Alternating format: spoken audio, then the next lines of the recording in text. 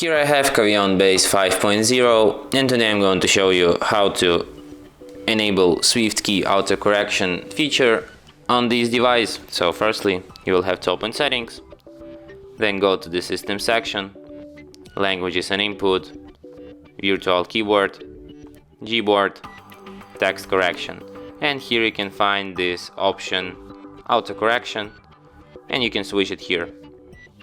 Spacebar and punctuation insert highlighted words automatically.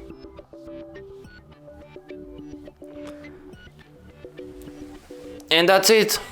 Thanks for watching! If you find this tutorial useful, don't forget to hit that like button and subscribe to our channel.